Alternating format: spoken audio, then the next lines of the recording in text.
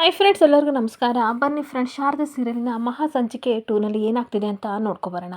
ಅದಕ್ಕೂ ಮುಂಚೆ ಯಾರನ್ನ ನನ್ನ ವಿಡಿಯೋ ನೋಡ್ತಾ ಇದ್ದೀರಾ ಫ್ರೆಂಡ್ಸ್, ಅವರೆಲ್ಲ ಪ್ಲೀಸ್ ಬಿಟ್ಟೋದಂತೂ ಲೈಕ್ ಮಾಡಿ, ಹಾಗೆ ಫಾಲೋ ಮಾಡೋದನ್ನು ಮರಿಬೇಡಿ. ಬನ್ನಿ ಸ್ಟಾರ್ಟ್ ಮಾಡೋಣ. ಫ್ರೆಂಡ್ಸ್, ಮೊದಲಿಗೆ ಸಿದ್ದು ಮತ್ತು ಶಾರದಾ ಇಬ್ಬರು ಸಹ ರೋಹನ್ ಮನೆಗೆ ಬರ್ತಾ ಇರ್ತಾರೆ. ಬಂದಾಗ ಸಿದ್ದುಗೆ ಶಾರದಾ ಹೇಳ್ತಾ ಇರ್ತಾಳೆ, ಸರ್ ಯಾಕೋ ತುಂಬ ಭಯ ಆಗ್ತಿದೆ, ಇವ್ರು ಗಲಾಟೆ ಮಾಡಲ್ವಾ, ನಮ್ಮ ಮೇಲೆ ಕೋಪ ಮಾಡ್ಕೊಡಲ್ವಾ ಅಂತ ಅಂದಾಗ, ಖಂಡಿತ ಕೋಪ ಮಾಡ್ಕೋತಾರೆ ಶಾರದಾ ಅವರೇ, ಆದರೆ ಏನು ಮಾಡೋದು, ಕಾರ್ಯವಾಸಿ ಕತ್ತೆ ಕಾಲು ಹಿಡಿ ಅಂತ ಗಾದೆನೇ ಇದೆಯಲ್ಲ, ಇವಾಗ ನೋಡಿ ಯಾವ ರೀತಿ ಡ್ರಾಮಾ ಮಾಡ್ತೀನಿ ಅಂತ ಸಿದ್ದು ಹೇಳ್ತಾ ಇರ್ತಾನೆ.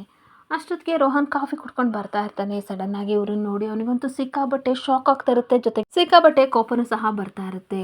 ನೀವು ಯಾಕ್ರೋ ಇಲ್ಲಿ ಬಂದಿದ್ದೀರಾ ಅನ್ಬೇಕಾದ್ರೆ, ಸರ್ ನಾವು ಯಾರು ಅಂತ ಗೊತ್ತಾಯ್ತಾ, ನಾನು ಸಿದ್ಧಾರ್ಥ, ಹಾಗೆ ನನ್ನ ಹೆಂಡತಿ ಶಾರದಾ ಅಂತ ಅನ್ಬೇಕಾದ್ರೆ, ಗುಂಡಿ ತೋಡಿ ನನ್ನ ಜೀವನನೇ ಹಾಳು ಮಾಡಿದರೆ ಇಂಥವ್ರನ್ನ ನಾನು ಮಾರಿತೀನ ಅಂತ ಸಿದ್ಧಾರ್ಥ ಕಾಲನ್ನು ಹಿಡ್ಕೊಳಕ್ಕೆ ರೋಹನ್ ಹೋಗ್ತಾ ಇರಬೇಕಾದ್ರೆ ಶಾರದಾಗಂತೂ ಸಿಕ್ಕಾಬಟ್ಟೆ ಭಯ ಆಗ್ತಾ ಇರುತ್ತೆ. ಹಾಗೆ ಸಿದ್ದು ಡ್ರಾಮಾ ಮಾಡಿಕೊಂಡು, cool cool cool brother, please cool ಆಯಿತಾ, ಯಾರೋ ಮಾತು ಕೇಳ್ಕೊಂಡು ದುಡ್ಡಿಗೆ ಆಸೆ ಪಟ್ಟು ನಿಮ್ಮ ಮೇಲೆ ಏನೇನೋ ನಾವು ಅಪರಾಧ ಮಾಡಿಬಿಟ್ವಿ, ದಯವಿಟ್ಟು ನಮ್ಮನ್ನು ಕ್ಷಮಿಸಿ, ನಿಮ್ಮ ತಂದೆ ತಾಯಿ ಹತ್ರ ಕ್ಷಮೆ ಕೇಳಿ, ನಾವು ಹೋಗೋಣ ಅಂತ ಬಂದಿದ್ದೀವಿ, ದಯವಿಟ್ಟು ನಿಮ್ಮ ಅಪ್ಪ ಅಮ್ಮನ ಕರೀರಿ ಅಂತ ಇಬ್ಬರು ನಾಟಕ ಮಾಡಿಕೊಂಡು ರಿಕ್ವೆಸ್ಟ್ ಮಾಡ್ಕೋತಾ ಇರ್ತಾರೆ. ಹಾಗೆ ಅವ್ರ ಅಪ್ಪ ಅಮ್ಮನ ರೋಹನ್ ಕೂಗಿದ ತಕ್ಷಣ ಅವ್ರ ಅಪ್ಪ ಅಮ್ಮ ಇಬ್ಬರು ಬರ್ತಾರೆ. ಸಿದ್ದು ಶಾರದನ ನೋಡಿ ಸಿಕ್ಕಾಪಟ್ಟೆ ಕೋಪ ಮಾಡ್ಕೊಂಡು ಬರ್ತಿರ್ಬೇಕಾದ್ರೆ ರೋಹನ್ ತಂದೆ ಹೇಳ್ತಾ ಇರ್ತಾರೆ, ಇನ್ನು ಏನು ಅನಾಹುತ ಮಾಡಬೇಕು ಅಂತ ನಮ್ಮ ಮನೆಯೊಳಗಡೆ ಬಂದಿದ್ದೀರಾ ಅಂತ ಕೇಳ್ತಾ ಇದ್ರೆ ರೋಹನ್ ತಾಯಿ ಸಿಕ್ಕಾಪಟ್ಟೆ ಕೋಪ ಮಾಡಿಕೊಂಡು, ಏನು ರೋಹನ್ ನಿನಗೂ ಸಹ ಬುದ್ಧಿ ಇಲ್ವಾ, ಸೆಕ್ಯೂರಿಟಿಗಂತೂ ಗೊತ್ತಾಗಲ್ಲ, ಯಾರನ್ನ ಮನೆ ಒಳಗಡೆ ಬಿಟ್ಕೋಬೇಕು ಯಾರನ್ನ ಬಿಟ್ಕೋಬಾರ್ದು ಅಂತ ಗೊತ್ತಾಗಲ್ವಾ, ಮನೆ ಒಳಗಡೆ ಕತ್ಕುಯರ್ನ ಜನನ ಸೇರಿಸ್ಕೊಂಡಿದೆಯಲ್ಲ, ನೀನು ಬುದ್ಧಿ ಇಲ್ವಾ ಅಂತ ಬೈತಾ ಇರ್ತಾರೆ. ಹಾಗೆ ಶಾರದಾ, ಅಮ್ಮ ದಯವಿಟ್ಟು ಕ್ಷಮಿಸಿ,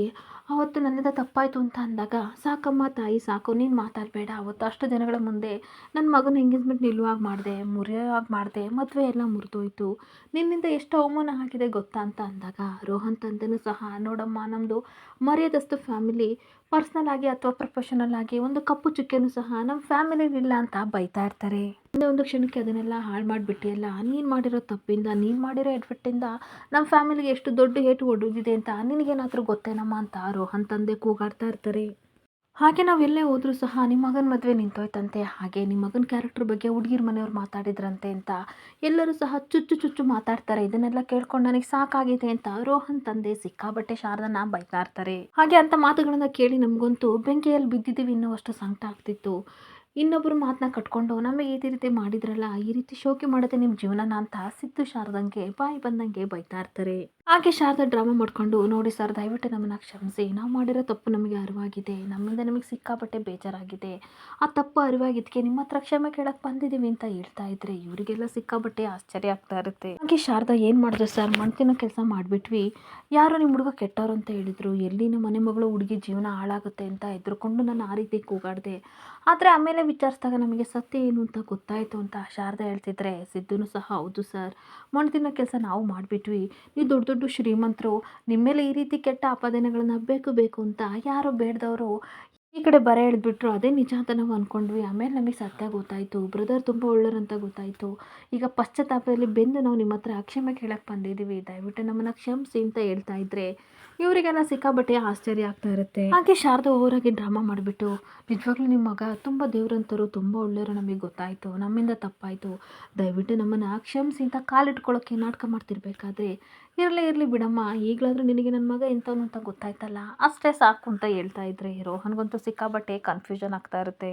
ಹಾಗೆ ರೋಹನ್ ಅಮ್ಮ ಸಿಕ್ಕಾಬಟ್ಟೆ ಕೋಪ ಮಾಡಿಕೊಂಡು, ಹುಟ್ಟಾಗಿಂದ ಕಣ್ಣಲ್ಲಿ ಕಣ್ಣಿಟ್ಟು ಅವನನ್ನು ಬೆಳೆಸಿದ್ದೀನಿ, ಅವನ ಕ್ಯಾರೆಕ್ಟರ್ನ ಜಡ್ಜ್ ಮಾಡ್ದಲ್ದಲೆ ಅವನಿಗೆ ಸಿಕ್ಕಾಬಟ್ಟೆ ಅವಮಾನ ಮಾಡಿದ್ರಿ, ನನಗೆ ಎಷ್ಟು ಸಂಕಟ ಆಗ್ತಿದೆ ಗೊತ್ತಾ ಅಂತ ಅಳ್ತಾ ಇರ್ತಾರೆ. ಹಾಗೆ ನಾವೆತ್ತು ಸ್ವಂತ ಮಗನ ಎಲ್ಲರ ಮುಂದೆ ಸಹ ಮರ್ಯಾದೆ ಕಳೆದ್ರೆ ನಮ್ಗೆ ಎಷ್ಟು ಸಂಕಟ ಆಗುತ್ತೆ, ಎತ್ತು ತಾಯಿ ಸಂಕಟ ನಿನಗೆ ನಮಗೆ ಗೊತ್ತು ಅಂತ ಅಂದಾಗ ಶಾರದಾ ನಾಟಕ ಮಾಡಿಕೊಂಡು, ಅಮ್ಮ ದಯವಿಟ್ಟು ನಮಗೆ ಕ್ಷಮಿಸಿ, ನಿಮಗೆ ಸಮಾಧಾನ ಆಗುತ್ತೆ ಅಂತಂದರೆ ಯಾರ ಮುಂದೆ ಬೇಕಾದರೂ ಸಹ ನಾವು ಕ್ಷಮೆ ಕೇಳೋಕ್ಕೆ ರೆಡಿಯಾಗಿದ್ವಿ, ದಯವಿಟ್ಟು ನಮಗೆ ಕ್ಷಮಿಸಿ ಅಂತ ಅಂದಾಗ ಇವರಿಗೆಲ್ಲ ಸಿಕ್ಕಾಬಟ್ಟೆ ಆಶ್ಚರ್ಯ ಆಗ್ತಾ ಇರುತ್ತೆ. ಹಾಗೆ ದಯವಿಟ್ಟು ನಮ್ಮನೆಗೆ ಒಂದೇ ಒಂದು ಸಲ ಬನ್ನಿ, ದಯವಿಟ್ಟು ನಾನು ಮಾಡಿರೋ ತಪ್ಪಿಗೆ ಪಶ್ಚಾತ್ತಾಪ ಇದು ಅಂತ ಅಂದ್ಕೊಂಡಿದ್ದೀನಿ, ನಮ್ಮ ಮನೆಯವ್ರ ಜೊತೆ ಮಾತಾಡಿ ಅಂತ ಅಂದಾಗ ರೋಹನ್ ತಂದೆ ಸಿಕ್ಕಾಬಟ್ಟೆ ಕೋಪ ಮಾಡಿಕೊಂಡು, ಏನಮ್ಮ ಹಾಗಾದರೆ ನಿಮ್ಮ ಮನೆಗೆ ನಾವು ಬರಬೇಕಾ, ಮತ್ತೆ ಆ ಸಂಬಂಧನ ಬೆಳೆಸ್ಬೇಕಾ, ಸಾಧ್ಯ ಇಲ್ಲ ಅಂತ ಅಂದಾಗ ಈ ಕಡೆ ಸಿದ್ದು, ಸರ್ ಪ್ಲೀಸ್ ಆ ರೀತಿ ಎಲ್ಲ ಮಾತಾಡಬೇಡಿ, ನಾವು ತಾತನ ಜೊತೆ ಮಾತಾಡಿದ್ದಕ್ಕೆ ತಾತ ನೀನೇ ಹೋಗಿ ಕರಿ, ಈ ಸಂಬಂಧ ನೀನೇ ಕುದುರಿಸ್ಬೇಕು ಅಂತ ಹೇಳಿದ್ದಾರೆ, ದಯವಿಟ್ಟು ಇವರಿಬ್ಬರು ಪ್ರೀತಿ ಮಾಡ್ತಿದ್ದಾರೆ, ಇವ್ರ ಪ್ರೀತಿಯಿಂದ ನಾವು ದೂರ ಮಾಡೋದು ಬೇಡ, ಪ್ಲೀಸ್ ಸರ್ ಬನ್ನಿ ಆದಷ್ಟು ಬೇಗ ಎಂಗೇಜ್ಮೆಂಟ್ ಮಾಡೋಣ ಅಂತ ಶಾರದಾ ಹೇಳ್ತಾ ಇರಬೇಕಾದ್ರೆ ಹಾಗೆ ನಮಗೆ ಏನು ಮಾತಾಡಬೇಕು ಅಂತ ಗೊತ್ತಾಗ್ತಿಲ್ಲಮ್ಮ, ನೀವು ನೋಡಿದರೆ ಈ ರೀತಿ ಮಾತಾಡ್ತಾ ಇದ್ದೀರಾ ಅಂತ ರೋಹನ್ ಅಮ್ಮ ಹೇಳ್ತಾ ಇದ್ರಿ. ರೋಹನ್ ತಂದೆ ಸರಿನಮ್ಮ ಆಯಿತು, ನನ್ನ ಸ್ವಾಭಿಮಾನನ ಪಕ್ಕಕ್ಕಿಟ್ಟು ನನ್ನ ಮಗನಿಗೋಸ್ಕರ ನಾನು ಈ ಮದುವೆಗೆ ಒಪ್ಕೋತೀನಿ, ಮನೆ ಜೊತೆ ಮಾತಾಡಿ ಎಂಗೇಜ್ಮೆಂಟ್ ಡೇಟ್ನ ಫಿಕ್ಸ್ ಮಾಡ್ತೀನಿ ಅಂತ ಅಂದಾಗ ಸಿದ್ದು ಶಾರದನಿಗೆ ಸಿಕ್ಕಾಬಟ್ಟೆ ಖುಷಿ ಆಗ್ತಾ ಇರುತ್ತೆ. ಆದರೆ ರೋಹನ್ ಮಾತ್ರ ಯೋಚನೆ ಮಾಡ್ತಾ ಇರ್ತಾನೆ, ನಿಜವಾಗ್ಲೂ ಇವ್ರು ನನ್ನನ್ನು ಒಳ್ಳೆಯವರು ಅಂತ ಅಂತಿದ್ದಾರಾ ಅಥವಾ ಬೇರೆ ಏನಾದರೂ ಡ್ರಾಮಾ ಮಾಡ್ತಿದ್ದಾರಾ ಅಂತ ಅಂದಾಗ ಈ ಕಡೆ ಸಿದ್ದು ರೋಹನ್ ಕೈ ಹಿಡ್ಕೊಂಡು ಅನುಮಾನನೇ ಬೇಡ ಅಂತ ಅಂದಾಗ ಅವನಿಗಂತೂ ಸಿಕ್ಕಾಬಟ್ಟೆ ಶಾಕ್ ಆಗ್ತಾ ಇರುತ್ತೆ. ಹಾಗೆ ರೋಹನ್ ಅವರೇ, ನೀವೆಂಥ ಜೆಂಟಲ್ ಮ್ಯಾನ್ ಅಂತ ನಮಗೆ ತುಂಬ ಚೆನ್ನಾಗಿ ಅರ್ಥ ಆಗಿದೆ, ಅದಕ್ಕೋಸ್ಕರ ತಾನೇ ನಾವು ಮನೆ ಹತ್ರ ಬಂದುಬಿಟ್ಟು ನಿಮ್ಮ ಹತ್ರ ಕ್ಷಮೆ ಕೇಳ್ತಿರೋದು. ದಯವಿಟ್ಟು ನಾಳೆ ಬನ್ನಿ, ತಾತ ಸಿಕ್ಕಾಬಟ್ಟೆ ಖುಷಿ ಪಡ್ತಾರೆ ಅಂತ ಅಂದಾಗ ಸರಿ ನಮ್ಮ ಬರ್ತೀವಿ ಅಂತ ರೋಹನ್ ತಂದೆ ತಾಯಿ ಹೇಳ್ತಾ ಇರಬೇಕಾದ್ರೆ ಶಾರದಾ ಸರಿ ಆಂಟಿ ಅಂಕಲ್ ಬರ್ತೀನಿ ಬರ್ತೀನಿ ರೋಹನ್ ಅವರೇ ಅಂತ ಕೈ ಮುಗ್ದು ಹೋಗ್ತಾ ಇದ್ರೆ ಇವನಿಗಂತೂ ಸಿಕ್ಕಾಪಟ್ಟೆ ಟೆನ್ಷನ್ ಆಗ್ತಾ ಇರುತ್ತೆ. ಹಾಗೆ ಇನ್ನೊಂದು ಕಡೆ ಪಾರಿಜಾತ ಸಿಕ್ಕಾಪಟ್ಟೆ ಟೆನ್ಷನ್ ಮಾಡ್ಕೊಂಡು ಐಸ್ ಕ್ಯೂಬ್ನ ಹಿಡ್ಕೊಂಡು ತಲೆ ಮೇಲೆ ಮುಖದ ಮೇಲೆಲ್ಲ ಇಟ್ಕೊಂಡು ಬರ್ತಾ ಇರ್ತಾಳೆ. ಅಯ್ಯೋ ದೇವ್ರೆ, ಆಳಾದವರು ದಿನ ಒಂದೊಂದು ಟೆನ್ಷನ್ ಕೊಡ್ತಾರೆ, ಇವತ್ತು ಯಾವ ಟೆನ್ಷನ್ ಕೊಡ್ತಾರೋ ನನಗಂತೂ ಗೊತ್ತಿಲ್ಲ, ಏನಪ್ಪ ಮಾಡಲಿ. ಎಷ್ಟು ಐಸ್ ಕ್ಯೂಬ್ ಇಟ್ಕೊಂಡ್ರೂ ಸಹ ಟೆನ್ಷನ್ ಕಡಿಮೆ ಆಗ್ತಿಲ್ಲ, ಅದನ್ನು ತೆಗೆ ಐಸ್ನ ಜ್ಯೂಸ್ ಮಾಡ್ಕೊಂಡು ಕುಡಿದು ಬಿಡಬೇಕು, ಆವಾಗಲಾದರೂ ಸರಿ ಆಗುತ್ತೆ ಇಲ್ವೋ ಅಂತ ಬೇಜಾರಿಂದ ಐಸ್ ಕ್ಯೂಬ್ನ ತಲೆ ಮೇಲೆ ಇಟ್ಕೊಬಿಟ್ಟು ನನಗೆ ಈ ರೀತಿ ಆಗ್ತಿದೆಯಲ್ಲ, ನನ್ನ ಗೋಲ್ಡಿಗೆ ಯಾವ ರೀತಿ ಕಷ್ಟ ಆಗ್ತಿರ್ಬೋದು ಅಂದ್ಬಿಟ್ಟು ಗೋಲ್ಡಿ ಬೇಗ ಬಾ ಅಂತ ಕರಿತಾ ಇರ್ತಾಳೆ. ಬಂದ ತಕ್ಷಣ ನೋಡು ಗೋಲ್ಡಿ ಸಿಕ್ಕಾಬಟ್ಟೆ ಟೆನ್ಷನ್ ಆಗ್ತಿದೆ, ತಲೆ ಮೇಲೆ ನಾನು ಐಸ್ ಕ್ಯೂಬ್ ಇಟ್ಕೊಂಡಿದ್ದೀನಿ, ನೀನು ಇಟ್ಕೋ ಟೆನ್ಷನ್ ಕಡಿಮೆ ಆಗುತ್ತೆ ಅಂತ ಅಂದಾಗ ಜ್ಯೋತಿಕಾ ಸಿಕ್ಕಾಬಟ್ಟೆ ಕೋಪ ಮಾಡಿಕೊಂಡು ಪಾರಿಜಾತ ಕೈಲಿರೋ ಐಸ್ ಕ್ಯೂಬ್ನ ತೆಗೆಸಿತಾ ಇರ್ತಾಳೆ. ನನಗೆ ಸಿಕ್ಕಾಬಟ್ಟೆ ಟೆನ್ಷನ್ ಆಗಿದೆ, ನೀವೊಂದು ತಮಾಷೆ ಮಾಡ್ತಿದ್ದೀರಾ, ಆ ರೋಹನ್ ಹಬ್ಬ ದೊಡ್ಡ ಫ್ರಾಡು, ಅವನು ನಮ್ಮ ಮದುವೆ ಆಗಲ್ಲ ಅಂತ ನಾನು ಅವತ್ತೇ ಹೇಳಿದ್ದೀನಿ, ಆದರೂ ಸಹ ಈ ಶಾರದಾ ಮತ್ತು ಸಿದ್ದು ಅವ್ರ ಮನೆಗೆ ಹೋಗಿದ್ದಾರೆ, ಇವ್ರನ್ನ ನೋಡಿ ಅವರು ಮಕ್ಕಳು ಕೂಗಿದ್ರೇನೋ ಬಚಾವಾಗ್ತೀನಿ, ಇಲ್ಲ ಅಂತ ಅಂದರೆ ಇವ್ರ ಮಾತನ್ನ ನಂಬಿ ಏನಾದರೂ ಮದುವೆಗೆ ಅವರು ಒಪ್ಕೊಂಡ್ರೆ ಏನು ಮಾಡಲಿ ಅಂತ ಟೆನ್ಷನ್ ಮಾಡ್ಕೊಂಡು ಹೇಳ್ತಾ ಇರ್ತಾಳೆ. ಹಾಗೆ ಈ ಟೆನ್ಷನ್ನ ಕಡಿಮೆ ಮಾಡೋಕ್ಕೆ ಇರೋದು ಒಂದೇ ಒಂದು ದಾರಿ, ಏನು ಗೊತ್ತಾ ಗೋಲ್ಡಿ, ಅದೇ ನಿನ್ನ ತಲೆ ಮೇಲೆ ಐಸ್ ಕ್ಯೂಬ್ನ ಇಟ್ಕೊ ಅಂತ ಅಂದಾಗ ಸುಮ್ಮನೆ ಇರ್ತೀರಾ, ನನಗೆ ಮೊದಲೇ ಟೆನ್ಷನ್ ಜಾಸ್ತಿ ಆಗಿದೆ, ಇದಕ್ಕೇನಾದ್ರು ಒಂದು ಪರಿಹಾರ ಹುಡುಕ್ಲೇಬೇಕು, ಇಲ್ಲ ಅಂತಂದರೆ ನನ್ನ ಜೀವನನೇ ಸರ್ವನಾಶ ಮಾಡಿಬಿಡ್ತಾರೆ, ಆದಷ್ಟು ಬೇಗ ಇದಕ್ಕೊಂದು ಪರಿಹಾರ ಹುಡುಕಬೇಕು, ನಾನು ಈಗಲೇ ತಾತಂಗೆ ಹೋಗಿ ನನಗೆ ಮದುವೆ ಬೇಡ ಅಂತ ಹೇಳ್ತೀನಿ ಅಂತ ಹೋಗ್ತಾ ಇರ್ತಾಳೆ. ಹಾಗೆ ಇನ್ನೊಂದು ಕಡೆ ತಾತ ಸಿಕ್ಕಾಬಟ್ಟೆ ಯೋಚನೆ ಮಾಡಿ ಸುಮಿತ್ರನ ಹತ್ರ ಹೇಳ್ತಾ ಇರ್ತಾರೆ, ನಾನೇನೋ ಕೋಪದಲ್ಲಿ ಆಗಿರೋ ತಪ್ಪನ್ನು ಸರಿ ಮಾಡಿ ಅಂತ ಸಿದ್ದುಗೆ ಹೇಳ್ಬಿಟ್ಟೆ, ಆದರೆ ರೋಹನ್ ಮನೆಯಲ್ಲಿ ಅವರೇನಾರು ಒಪ್ಕೊಳ್ಳಿಲ್ಲ ಅಂತ ಅಂದರೆ ಏನು ಮಾಡಲಿ, ಪಾಪ ನಮ್ಮ ಜ್ಯೋತಿಕನಿಗೆ ಇನ್ನೂ ಆಘಾತ ಜಾಸ್ತಿಯಾಗಿ ನಾವೇ ಟೆನ್ಷನ್ ಕೊಟ್ಟಂಗೆ ಆಗುತ್ತೆ ಅಲ್ವಾ ಸುಮಿತ್ರಾ ಅಂತ ಹೇಳ್ತಾ ಇರ್ತಾರೆ. ಹಾಗೆ ಸುಮಿತ್ರಾ, ಹೌದು ಮಾವ, ನೀವು ಹೇಳ್ತಾ ಇರೋದು ಕರೆಕ್ಟಾಗಿದೆ, ನಾವು ಹೋಗಿ ಆ ಶಾರದವನಿಗೆ ನೀನು ಈ ಜ್ಯೋತಿಕನ ಮದುವೆ ವಿಷಯನ ಸರಿ ಮಾಡು ಅಂತ ಹೇಳಿದ್ವಲ್ಲ, ಅವಳಿಗೆ ಜ್ಯೋತಿಕನ ಕಂಡ್ರೆ ಆಗಲ್ಲ, ಏನು ಮಾಡೋದು ಮಾವ, ಏನಾದರೂ ಎಡವಟ್ಟಾದರೆ ಏನು ಮಾಡೋದು ಅಂತ ಕೇಳ್ತಾ ಇರ್ತಾಳೆ. ಹಾಗೆ ಇನ್ನೊಂದು ಕಡೆ ದಶರಥ, ಯಾಕೆ ಸುಮಿತ್ರ ಎಷ್ಟು ಟೆನ್ಷನ್ ಮಾಡ್ಕೋತಿದ್ಯಾ, ಎಲ್ಲದಕ್ಕೂ ಗಾಬರಿ ಮಾಡ್ಕೋಬೇಡ, ಖಂಡಿತ ಸಿದ್ದು ಶಾರದಾ ಹೋಗಿದ್ದಾರೆ, ಅವರಿಗೆ ನೀವು ಚಿನ್ನದಂಥ ಅವಕಾಶನ ಕೊಟ್ಟಿದ್ದೀರಾ, ನಿಮ್ಮ ನಂಬಿಕೆ ಗಳಿಸ್ಕೊಳ್ಳೋಕ್ಕೋಸ್ಕರ ಅವ್ರು ಏನು ಬೇಕಾದರೂ ಮಾಡ್ತಾರೆ ನೋಡಿ, ಬೇಕಾದರೆ ನಿಮ್ಮ ಮೇಲೆ ಇಟ್ಟಿರೋ ನಂಬಿಕೆನ ಅವರು ಉಳಿಸ್ಕೊಳ್ಳೋಕ್ಕೋಸ್ಕರ ಏನು ಬೇಕಾದರೂ ಮಾಡ್ತಾರೆ ಅಂತ ಅಂದಾಗ ಅಷ್ಟಾದರೆ ಅಷ್ಟೇ ಸಾಕು ಅಂತ ತಾತ ಹೇಳ್ತಿರ್ಬೇಕಾದ್ರೆ ಅಷ್ಟೊತ್ತಿಗೆ ಜ್ಯೋತಿಕಾ ಬರ್ತಾಳೆ. ಬಾರಮ್ಮ ಜ್ಯೋತಿಕಾ, ನಿನ್ನ ಬಗ್ಗೆನೇ ಮಾತಾಡ್ತಿದ್ವಿ, ನೋಡ್ದಮ್ಮ ಈ ಮನೇಲಿ ಏನೇನು ಆಗ್ತಿದೆ ಅಂತ ನೀನು ಕಣ್ಣಾರೆ ನೋಡಿದೀಯಾ, ಸತ್ಯ ಯಾವಾಗಲೂ ಸಹ ಸೆರಗಿನ ಬೂದಿ ಹಿಂದೆ ಅಡಗಿರುತ್ತೆ ಕಣಮ್ಮ, ಅದನ್ನು ಹೊರಗಡೆ ತೆಗಿಲೇಬೇಕು, ಇಲ್ಲ ಅಂತ ಅಂದರೆ ಇಡೀ ದೇಹನೇ ಸುಟ್ಟಾಗುತ್ತೆ, ಈ ಶಾರದಾ ಹೊತ್ತು ಸುಳ್ಳು ಹೇಳಿದ್ಲು, ಇವಾಗ ನಮ್ಮದೇ ತಪ್ಪಾಯಿತು, ನಾವು ಕ್ಷಮೆ ಕೇಳ್ಕೊ ಬರ್ತೀವಿ ಅಂತ ಹೋಗಿದ್ದಾರೆ ಅಂತ ಹೇಳ್ತಾ ಇದ್ರೆ ತಾತ ನಿಮ್ಮ ಜೊತೆ ಮಾತಾಡಬೇಕು ಅಂತ ಹೇಳ್ತಾ ಇರ್ತಾಳೆ. ನನಗೆಲ್ಲ ಗೊತ್ತಮ್ಮ, ನೀನು ಟೆನ್ಷನ್ ಮಾಡ್ಕೋಬೇಡ, ಮೊದಲು ಅವರಿಬ್ಬರು ಬರಲಿ, ಕ್ಷಮೆ ಕೇಳಿ, ಆಮೇಲೆ ನಾನೇ ಅವ್ರನ್ನ ಕರೆಸಿ ಮಾತಾಡ್ತೀನಿ, ನಿಮ್ಮಿಬ್ಬರು ಪ್ರೀತಿ ನಿಜವಾದದ್ದು, ನೀವಿಬ್ಬರು ಎಷ್ಟೊಬ್ಬರೊಬ್ಬರು ಪ್ರೀತಿಸ್ತೀರಿ ಅಂತ ನಾನೇ ಕಣ್ಣಾರೆ ನೋಡಿದ್ದೀನಿ, ನಿಮ್ಮ ಪ್ರೀತಿಗೆ ಮೋಸ ಆಗೋಕ್ಕೆ ನಾನು ಬಿಡಲ್ಲ ಅಂತ ಅಂದರೆ ಜ್ಯೋತಿಕನಿಗೆ ಸಿಕ್ಕಾಪಟ್ಟೆ ಶಾಕ್ ಮೇಲೆ ಶಾಕ್ ಆಗ್ತಾ ಇರುತ್ತೆ. ಹಾಗೆ ಸುಮಿತ್ರಾ ಜ್ಯೋತಿಕನ ಹತ್ರ ಹೋಗಿ, ನೋಡು ಬಂಗಾರ, ಟೆನ್ಷನ್ ಮಾಡ್ಕೋಬೇಡ, ಎಲ್ಲ ಒಳ್ಳೇದಾಗುತ್ತೆ, ಇಷ್ಟು ದಿನ ನೀನು ಏನು ಕಳ್ಕೊಂಡಿದ್ಯೋ ಅದೆಲ್ಲ ನಿನಗೆ ಮತ್ತೆ ವಾಪಸ್ ಸಿಗುತ್ತೆ, ಒಳ್ಳೇದಾಗುತ್ತೆ ಮಗಳೇ, ಖುಷಿಯಾಗಿರು ಅಂತ ಹೇಳ್ತಾ ಇದ್ದ ದಶರಥನು ಸಹ, ಹೌದಮ್ಮ ಜ್ಯೋತಿಕಾ, ನೀನು ಕಳ್ಕೊಂಡಿರೋದೆಲ್ಲ ಸಿಗುತ್ತೆ, ನಿನ್ನ ಪ್ರೀತಿ ಸೋಲಕ್ಕೆ ನಾನು ಬಿಡಲ್ಲ, ಖಂಡಿತ ನಾವು ನಿಮಗೆ ಸಹಕಾರ ಮಾಡ್ತೀವಿ ಅಂತ ಹೇಳ್ತಾ ಇದ್ರೆ ಅಷ್ಟೊತ್ತಿಗೆ ಸಿದ್ದು ಮತ್ತು ಶಾರದಾ ಬಂದೇ ಬಿಡ್ತಾರೆ. ಹಾಗೆ ದಶರಥ ಸಿದ್ದು ಶಾರದನ ನೋಡಿ, ಸಿದ್ದು ಏನಂದ್ರು ಅಂತ ಅಂದಾಗ ಮೊದಲು ಸ್ವೀಟ್ ತಗೊಳ್ಳಿ ಅಂತ ಶಾರದಾ ಎಲ್ಲರಿಗೂ ಸ್ವೀಟ್ ಕೊಡ್ತಾ ಇರ್ತಾಳೆ.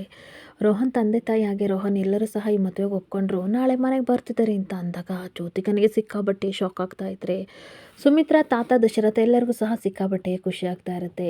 ಹಾಗೆ ನಾಳೆ ಬಂದು ಮಾತುಕತೆ ಆಡ್ತಾರಂತೆ, ಜ್ಯೋತಿಕನ ಮನೆ ತುಂಬಿಸ್ಕೊಳ್ಳೋಕ್ಕೆ ರೆಡಿ ಆಗಿದ್ದಾರೆ ಅಂತ ಸಿದ್ದು ಹೇಳ್ತಾ ಇದ್ರೆ ಅವಳಿಗಂತೂ ಸಿಕ್ಕಾಬಟ್ಟೆ ಟೆನ್ಷನ್ ಆಗ್ತಾ ಇರುತ್ತೆ.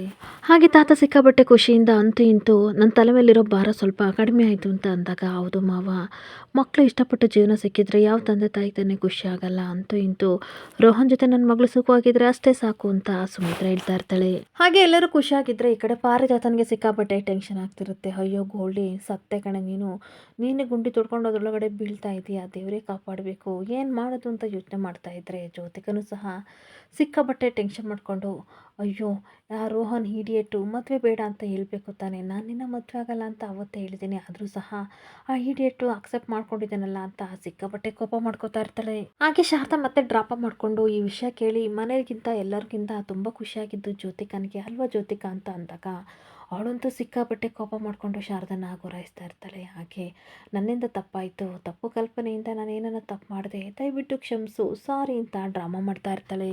ಹಾಗೆ ನಿನ್ನ ಬದುಕಲ್ಲಿ ಯಾವತ್ತೂ ಸಹ ನಾನು ಬರಲ್ಲ, ನೀನು ಚೆನ್ನಾಗಿರ್ಬೇಕಷ್ಟೇ, ತಗೋ ಸ್ವೀಟ್ ತಿನ್ನು ಅಂತ ಅಂದಾಗ ಮಾಡೋದೆಲ್ಲ ಮಾಡಿಬಿಟ್ಟು ಇವಾಗ ಸ್ವೀಟ್ ಕೊಡೋಕೆ ಬರ್ತಿದೆ ಇಡಿಯಟ್ ಅಂತ ಬೈತಾ ಇದ್ರೆ ಎಲ್ಲರಿಗೂ ಸಿಕ್ಕಾಬಟ್ಟೆ ಶಾಕ್ ಆಗ್ತಾ ಇರುತ್ತೆ. ಹಾಗೆ ಶಾರದಾ ಕೇಳ್ತಿರ್ತಾಳೆ, ಯಾಕೆ ಇಂಥ ಸುದ್ದಿ ಹೇಳಿದ್ದೀನಿ ಆದರೂ ಸಹ ಕೋಪ ಮಾಡ್ಕೊಂಡಿದ್ದೀಯಾ, ಯಾಕೆ ನಿನಗೆ ರೋಹನ್ ಮದುವೆ ಯಾಕೆ ಇಷ್ಟ ಇಲ್ವಾ ಅಂತ ಅಂದಾಗ ಅವಳಿಗಂತೂ ಸಿಕ್ಕಾಬಟ್ಟೆ ಶಾಕ್ ಆಗ್ತಾ ಇರುತ್ತೆ. ಹಾಗೆ ಸಿದ್ಧನೂ ಸಹ ರೋಹನ್ ಮನೆಯವರೆಲ್ಲ ಬರ್ತಾ ಇದ್ದಾರೆ, ನೀನು ಖುಷಿ ಪಡಬೇಕು, ಏನು ಡಲ್ ಆಗಿದೆಯಾ ಅಂತ ಇಬ್ಬರು ಸಹ ಕ್ವಶನ್ ಮೇಲೆ ಕ್ವಶನ್ನ ಕೇಳ್ತಾ ಇರ್ತಾರೆ. ಹಾಗೆ ಸಿದ್ದು ಯಾಕೆ ನಿಮಗೆ ರೋಹನ್ ಕಂಡ್ರೆ ಇಷ್ಟ ಇಲ್ವಾ ಅಂತ ಅಂದಾಗ ಅವಳಿಗಂತೂ ಸಿಕ್ಕಾಬಟ್ಟೆ ಶಾಕ್ ಆಗ್ತಿರ್ಬೇಕಾದ್ರೆ ತಾತ ಏನು ಮಾತಾಡ್ತಿದ್ದೀಯ ಸಿದ್ದು, ಅವಳು ಇಷ್ಟಪಟ್ಟೆ ತಾನೇ ಎಂಗೇಜ್ಮೆಂಟ್ ಮಾಡ್ಕೊಳ್ಳೋಕ್ಕೆ ಹೋಗಿದ್ದು, ಇಷ್ಟೊತ್ತಿಗೆ ಮದುವೆನ ಆಗ್ತಿತ್ತು, ಅದನ್ನು ಹಾಳು ಮಾಡಿದ್ದು ನೀನೇ ತಾನೇ, ಇವಾಗ ನೋಡ್ರಿ ಏನೇನೋ ಮಾತಾಡ್ತೀಯ ಅಂತ ಸಿದ್ದನ ಬೈತಾ ಇರ್ತಾರೆ. ಹಾಗೆ ಸಿದ್ದು ಸಾರಿ ತಾತ, ಏನೋ ಅನುಮಾನ ಬಂತು ಅದಕ್ಕೆ ಕೇಳಿದೆ, ತುಂಬಾ ಒಳ್ಳೇದು, ರೋಹನ ಲವ್ ಮಾಡ್ತಿದ್ದಾಳೆ ಅಂತ ಅಂದರೆ ನನಗೂ ಸಿಕ್ಕಾಪಟ್ಟೆ ಖುಷಿ ಆಗುತ್ತೆ, ಬಿಡಿ ಒಳ್ಳೇದಾದರೆ ಅಷ್ಟೇ ಸಾಕು ಅಂತ ಹೇಳ್ತಾ ಇದ್ರೆ ಸುಮಿತ್ರಾ ನೋಡು ಸಿದ್ದು ಸುಮ್ಮನೆ ಆಪಾದನೆ ಮಾಡೋಕ್ಕೆ ನನ್ನ ಮಗಳೇ ನಿನ್ನ ಹೆಂಡ್ತಿಯಲ್ಲ ಅಂತ ಹೇಳ್ತಾ ಇರ್ತಾಳೆ. ಹಾಗೆ ಮತ್ತೆ ಸಿದ್ದು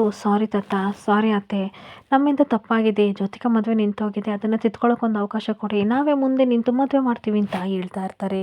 ಹಾಗೆ ತಾತ ಹೇಳ್ತಾ ಇರ್ತಾರೆ, ಸರಿ ಆಯಿತು, ಒಳ್ಳೆ ಕೆಲಸಕ್ಕೆ ನಾನು ಯಾವತ್ತೂ ಅಡ್ಡಿ ಮಾಡಲ್ಲ, ಯಾವುದೇ ಲೋಪ ಆಗದಲೇ ಎಲ್ಲ ಎಂಗೇಜ್ಮೆಂಟು ಅರೇಂಜ್ಮೆಂಟು ನೀವೇ ಮಾಡಬೇಕು ಅಂತ ಹೇಳ್ತಾ ಇದ್ರೆ ಸಿದ್ದು ಶಾರದನಿಗೆ ಸಿಕ್ಕಾಬಟ್ಟೆ ಖುಷಿ ಆಗ್ತಾ ಇರುತ್ತೆ. ಹಾಗೆ ಎಲ್ಲರೂ ತಮ್ಮ ಪಡಿ ತಮ್ಮ ಹೊರಟೋಗ್ತಾ ಇದ್ರೆ ಈ ಕಡೆ ಸಿದ್ದು ಹೇಳ್ತಾ ಇರ್ತಾನೆ, ಅಲ್ಲ ಶಾರದವ್ರೆ ಎಲ್ಲರಿಗೂ ಪ್ರೀತಿಯಿಂದ ಸ್ವೀಟ್ ಕೊಟ್ರಿ, ನನಗೂ ಕೊಡ್ರಿ ಅಂತ ಅನ್ಬೇಕಾದ್ರೆ ಇದು ಬೇಡ ಮಾವ, ನಿಮಗೆ ಸ್ಪೆಷಲಾಗಿ ಮಾಡಿಕೊಡ್ತೀನಿ ಅಂತ ಶಾರದಾ ಹೋಗ್ತಾ ಇದ್ರೆ ಸಿದ್ದುಗಂತೂ ಸಿಕ್ಕಾಪಟ್ಟೆ ನಾಚಿಕೆ ಆಗ್ತಾ ಇರುತ್ತೆ. ಹಾಗೆ ಇನ್ನೊಂದು ಕಡೆ ರೋಹನ್ ಜ್ಯೋತಿಕನ ಮೀಟ್ ಮಾಡೋಕೆ ಕರೆದಿರ್ತಾನೆ. ಹಾಗೆ ಜ್ಯೋತಿಕಾ ಬಂದಾಗ ಅವಳು ನೋಡಿ ಇವನಿಗಂತೂ ಸಿಕ್ಕಾಪಟ್ಟೆ ಖುಷಿ ಆಗ್ತಾ ಇರುತ್ತೆ.